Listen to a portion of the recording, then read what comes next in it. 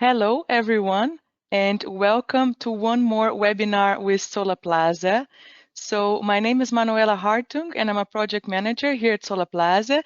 And today we will be talking about the floating solar market in the United States. So what's happening over there and what can we see as challenges and also opportunities in this new market. I would like to go over the agenda of today with you.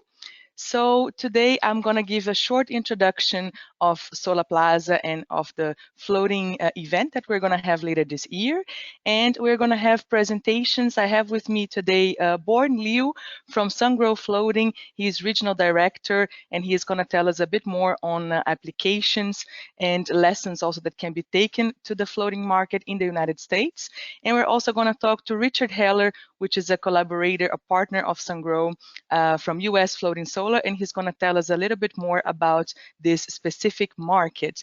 And at the end of the presentations, we will have a session for questions and answers where you can also send your questions, but I'll tell you all about that in a moment. So let's start with Solarplaza. So if you don't know us yet, we are a global events organizer, and our mission is to positively impact the world by accelerating the sustainable energy transition. So we are established since 2004, and we're based in Rotterdam in the Netherlands. We have done over 170 events worldwide, and we will keep on doing many more events this year in which we hope to see you there. So a little bit more about Solarplaza. We also have other business branches, such as the Solarplaza Consultancy, in which we offer solutions to new market entries, for instance. And we also have the Solarplaza Foundation, in which we strive to accelerate a sustainable energy transition for all beyond our business-to-business activities. So that was a little bit about Solarplaza. Important thing also to mention is that this webinar is leading up to the 4th edition of the Solarplaza Summit Floating PV, which was known as the Floating Solar Conference. This year we have a different name, but the conference, the whole concept is still the same. And this year we will host the conference in Amsterdam, and it will take place on 20th of September. So this webinar is also part of some content that will be at the conference, and we hope to see you there in September. Well, enough about that. Let's start with our webinar. A little bit on the practical notes. If you have questions for the panelists, so for Born and for Richard, please use the questions box that you see in your side panel in your screen, and these questions will be answered by both panelists after their presentations, so all the way in the end. If you have any technical issues with sound, with trying to ask questions or anything else, please also use the same questions box, and we will do the best we can to try to help you very fast, okay? And of course, as always, the presentation slides and also the full recordings of the webinar will be available after today. Normally, it takes 2 to 3 days for that, so you will be receiving an email with instructions on how to access that. All right, so let's start with our first presentation of today. I would like to invite to be on screen with us Born Liu. He is Regional Director at Sungrow Floating PV. I see Born already coming. Hi, Born, welcome. Born has been working in the solar industry for over 10 years. And of course, the last 5 years were dedicated to floating solar already, which is his main focus. He has helped to build the Sungrow floating team in Thailand, and he was involved in the operation of building the largest floating solar plant in the world, which is in Thailand. Born started his floating solar journey in the United States recently in 2020, and he is now managing a lot of other projects also from Sungrow Floating. Born, thank you so much for being with us today. The floor is yours, and yes, take it away, please. Thank you, Manu. Thank you for introducing me. Okay, so let's go ahead with my presentation. So first, allow me to give a brief introduction or advertisement about our company. That we Sungrow FPV on 1 gigawatt annual production base, and we own our raw material R&D test laboratory. In worldwide, we have registered more than 100 patents, and based by the strong support from Sungrow Group, we also sharing the global service platform.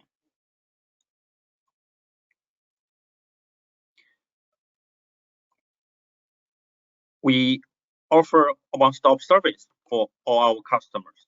We offer the preliminary design. We offer the technical consulting. We offer the whole system design with all our global supply chain. And after the project finish, we will also offer after-sale service. With all the in this slide, you can see the standard we have registered. In not just in China, last year we also received the Verify from TUV with the design and development and operation of floating solar photovoltaic systems. In this slide, you can see all our overseas projects. In the beginning of 2018, we have achieved the first one in Malaysia. After that, Thailand, Singapore. Not just from Southeast, and since the beginning of 2020, we also explored the market in Europe and the Middle East. And hopefully, in the coming future, we will achieve the same breakthrough with our partner, US Floating Solar, in North America.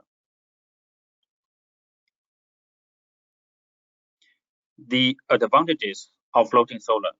Yeah, you can see right now floating solar is everywhere. It's not just in the reservoir, in the river, in the fishing pond, in the lake. We also built the floating solar in the extremely cold area, in the offshore site, in the pond next to the industrial park, and we also built the floating solar in the high typhoon area.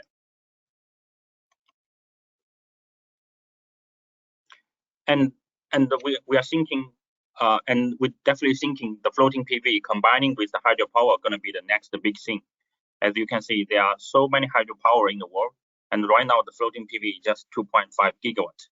And how to combining them and sharing the infrastructure, the existing transmission line, and the lower the project cost, we are definitely going to be our main topics in the next few decades.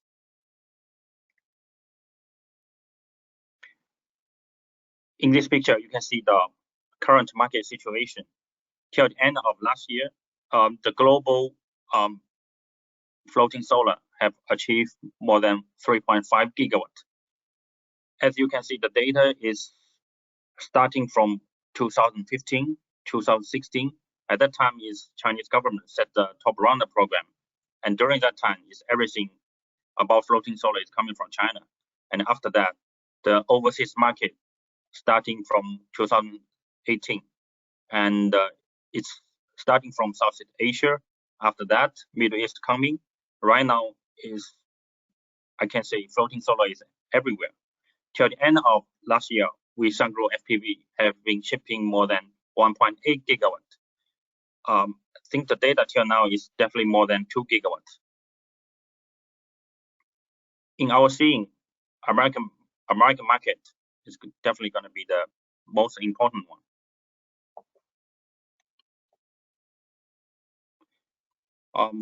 I'm going to introducing you about our technical solutions.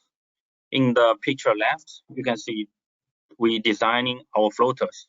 Our idea, the most important thing of the floating platform is the buoyancy. Our idea to design it is to allow the laborers can replace the solar module easily, which in every position that the floating island should have the enough buoyancy to hold two person. And we always keep the walkway, the width is more than 400 millimeter. So in this picture, it's 480. This is the basic idea from us. And the picture right on the right side, you can see all our products, the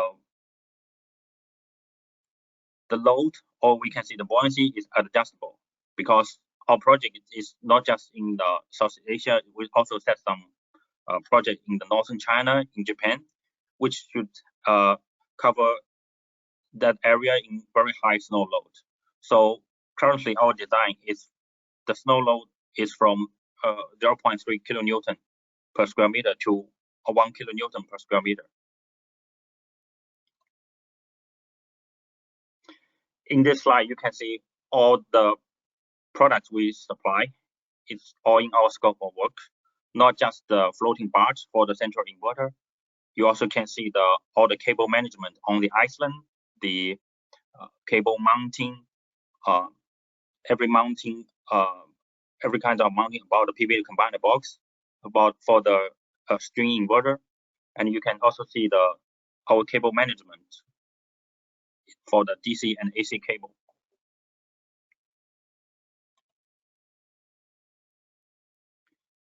We're going to talking about anchoring solution with every customer giving us the necessary design input, the topo, the geologic survey with the local site condition, the water depths, the wind, the waves, and the water current. We're going to do the necessary analysis and calculation, such as the environment load calculation. After that, if the project going to real, and we're going to do the detailed design with the block modeling, with the wind wave current coupling analysis, and to optimize the design of all the anchoring. And we're going to offer every single detail, not just the floating island. We're going to offer the detail of anchoring, the anchoring blocks engineer drawing, the anchoring construction drawing. We can see from this picture, we are doing the wind load test. With the wind load simulation and the wind tunnel experiment, we can proving that in our calculation, the coefficient of our products and the sheltering coefficient of floating array is correct. And the wave load simulation. This slide is showing the analysis and calculation of the wave load.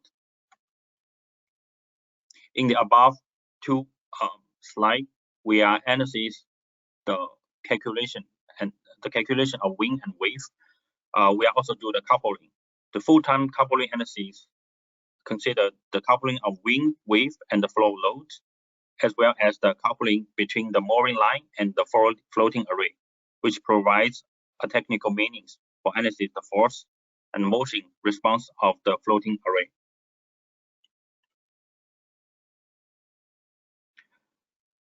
We are also doing the industrial first real scale array hydrodynamic test. Comparing with the complete wind wave flow coupling test, it's about 5% lower than the theoretical calculation and the simulation data. So the test is verifies our modeling and the simulation method.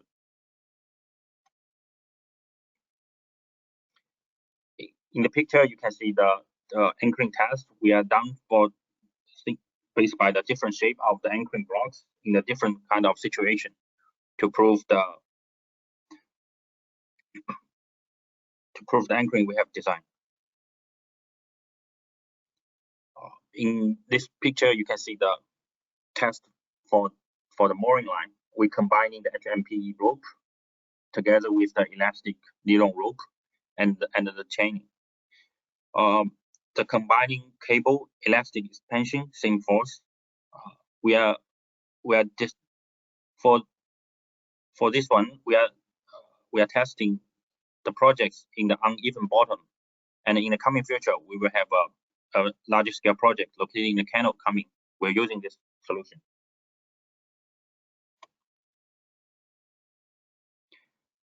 The applications from Sungrow floats. Those are everything in the beginning. That's our projects start like it's 4 or 7 years ago. It's in the coal mining collapse region. All these projects are starting from 6 years because the Chinese government gives special FIT for the floating solar, and based by this earning, giving us, we keep investing in our global supply chain R&D team. And here's coming the next things, and we have all our project coming in the rest of Singapore 60 megawatts in the drinking reservoir. The Thailand, we have 58.5 in the hydropower station, and the Guangxi projects located in the irrigation reservoir, and the projects in Africa. Except for that, we also have our project located in the pond, in the fishing pond, in the irrigation pond, in the detention pond, in every corner of the world. Other special case, we have the offshore testing, not just in Taiwan, in the Middle East. We also have set some testing pilot in the water treatment pool. We also have the special case located in Malaysia, located in the acid water with pH value equal to 3. With all this testing, we want to proving that floating solar gonna be as same as ground mounting, definitely gonna be in everywhere in the world, and hopefully we can working with US floating solar and achieve the next big thing in the North American market. Thank you, everyone. Thank you very much, Born, for your presentation.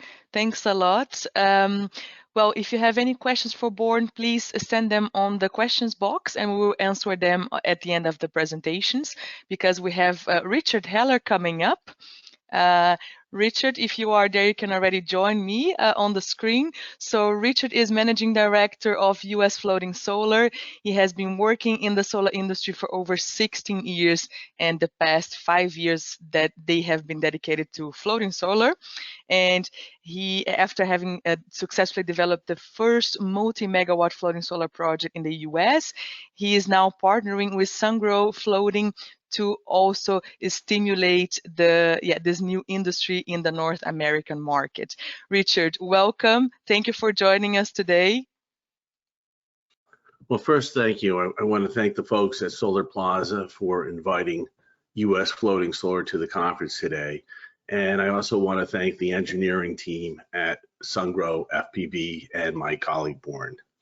A little quick history. Last year, Sungrow FPV and US Floating Solar formed a partnership where US Floating Solar will act as the North American exclusive agent for Sungrow FPV products.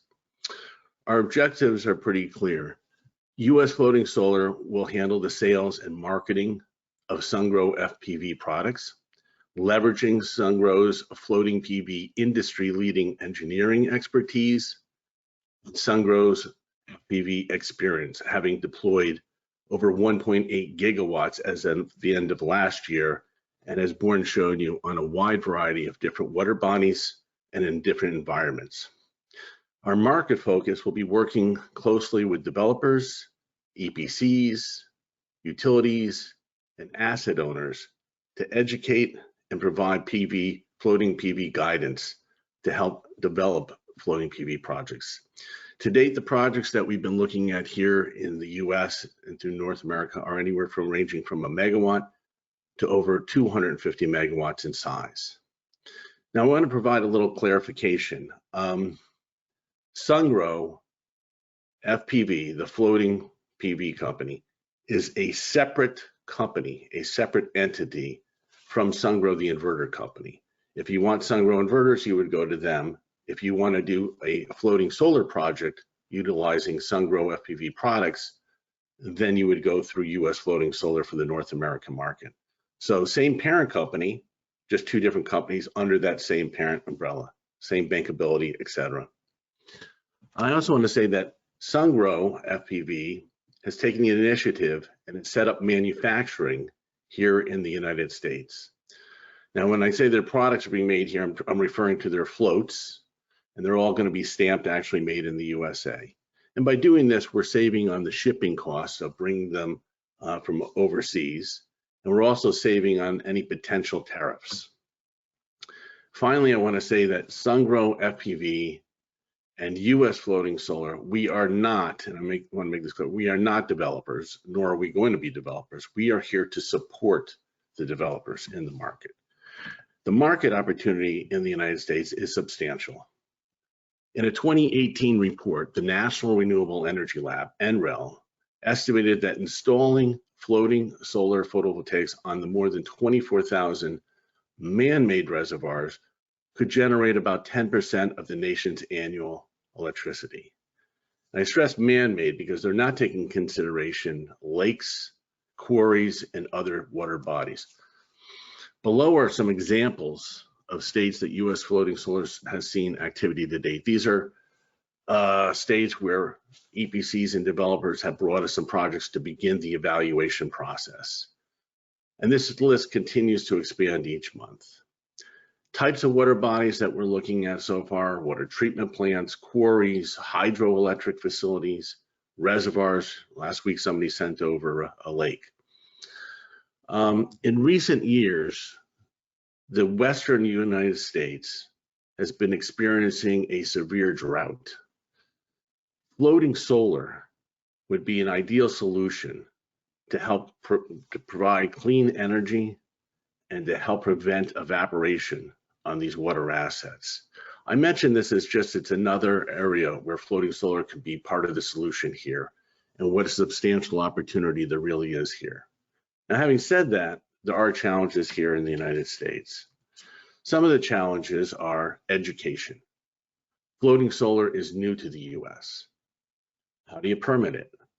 Specific regulatory analysis, as we're putting this in an aquatic environment. It's going to vary by state. Consideration of wetland designation for shore/bank or versus bottom anchoring.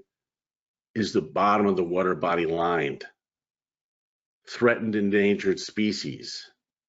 And floating solar will differ significantly in timeline compared to other types of solar development, so be prepared for longer implementation schedule with regulatory considerations. Now, I view the United States not as we're the United States. We're 50 different countries. I live in the state of Connecticut, and in Connecticut, they won't allow floating solar. I hope that changes in the future, but currently that is the case. They're not an anti-solar state. You can do ground mount and roof and carport, but they won't allow floating solar.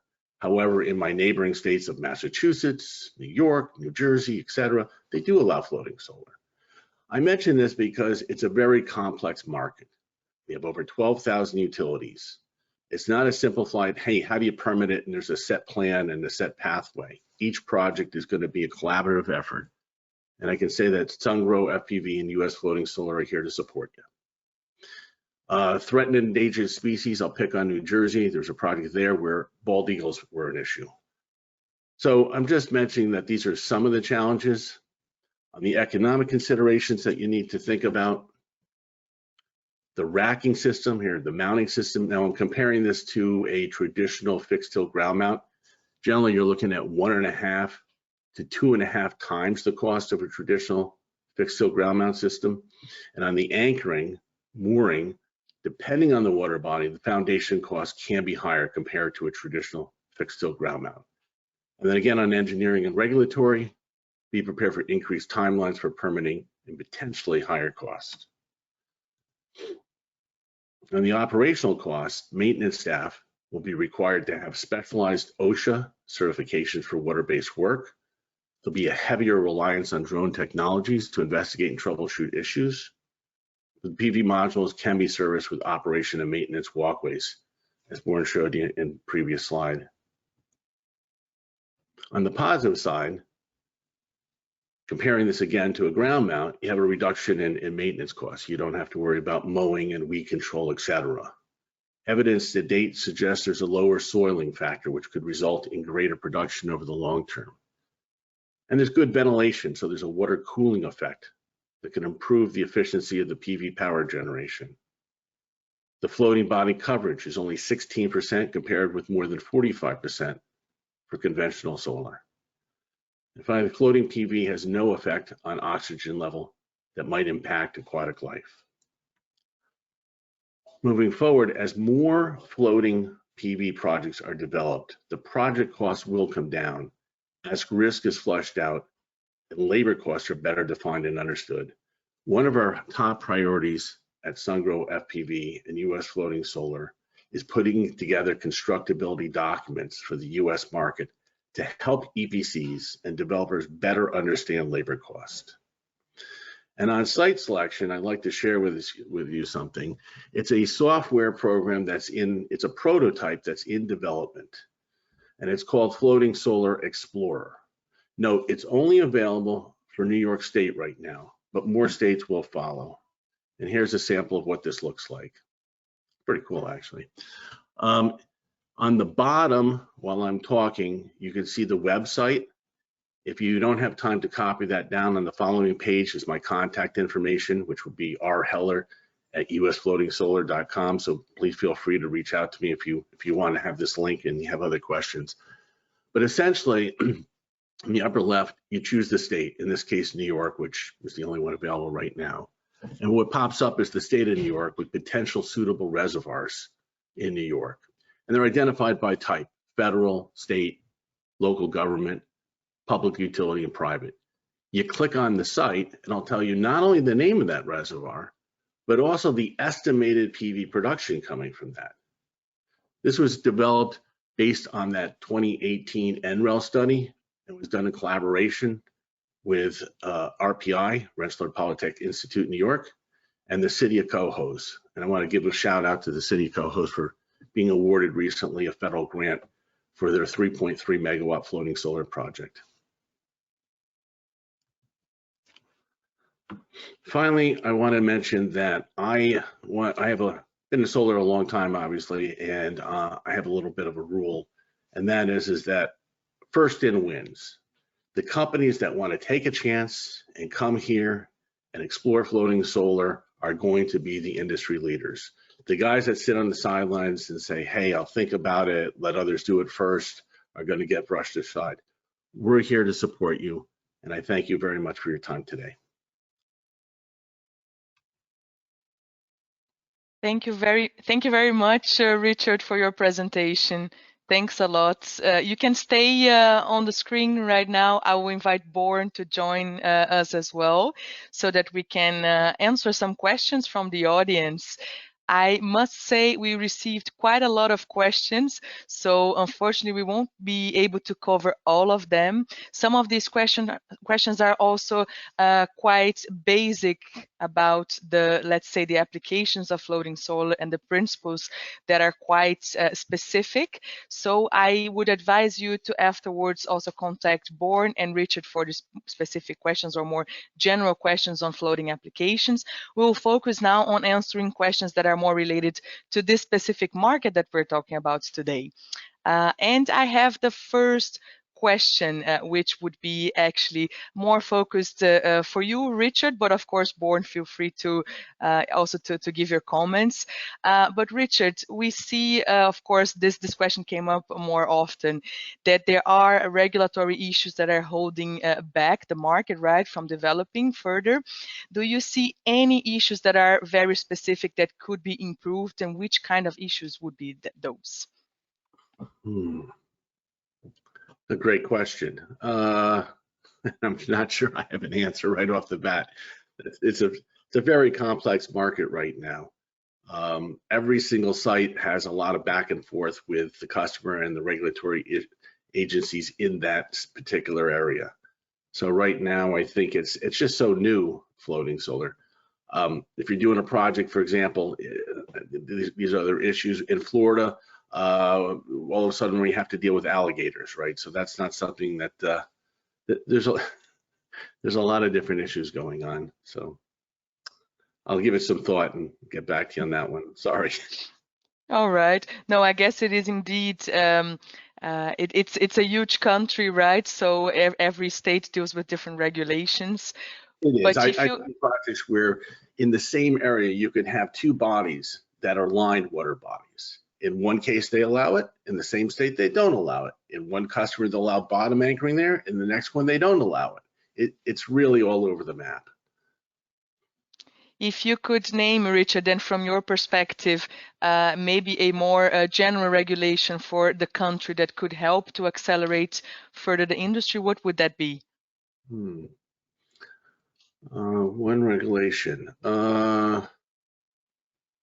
Boy, can you help me out here? What would help? What would be good that you'd like to see in your experience globally? That's That's something that helps to expedite these projects. The regulation. Well, one thing I would like to see, I'd like to see the United States government get rid of the tariffs for panels and all equipment. That would be a big game changer. And that doesn't just help floating, it helps everybody. Exactly. So is the floating solar always starting from the government projects? The government, whether like Chinese government give special FIT, or the like Singapore or Thailand government, they are being the lead to invest the first large scale floating solar right now. So it's most likely the government coming first and bring all the interest and bring all the money into this region. Right now is everyone, like especially in Thailand, like every private investors, they can invest their own floating solar, especially in the industry park. Seem like even in some like paper mill pond, they are doing this. I think, but this may be different from United States. Recently, we collect lots of the assets owners inquiry, and let's see how this market going. Yeah, it's interesting. The first project that was done in the United States, first multi-megawatt project in New Jersey, the state actually deemed the bottom of the reservoir to be wetlands. You couldn't touch it. So shore bank anchoring had to be deployed. Since then, they've changed their mind, and you can do bank anchoring. It's a complex market. All right. Well, let's hope that these, let's hope as the industry also gets more mature, that the government also steps up a little bit with speeding up the regulations, right? Yeah, I think if the permitting process can be streamlined, as more projects are developed, the risk will get flushed out, better understanding on labor, and better comfort level at the state level to allow these projects to move forward would be really encouraging. It just has to happen, and it's starting to happen. And it really, I mean, Born and I would tell you, we're getting inquiries, but it's really taking that leap of faith and starting to develop a project and see where it goes. That's what it's going to take. More press announcements, more projects being done, and the industry, I think, is going to go, take off like wildfire. So. Very good. Very optimistic, Richard.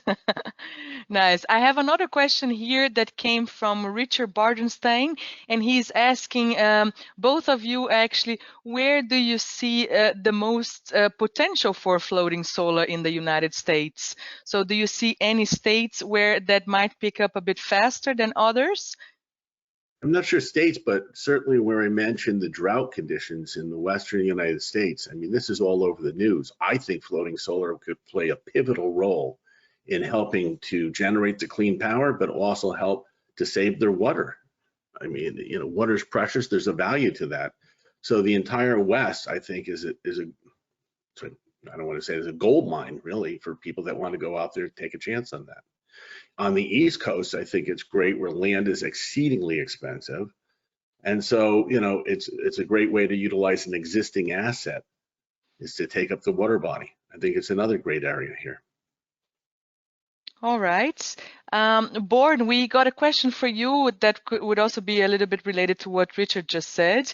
What do you foresee as a more specific technical challenges in the United States for floating solar? Do you have any technical hurdles that you can already see appearing more often for projects over there?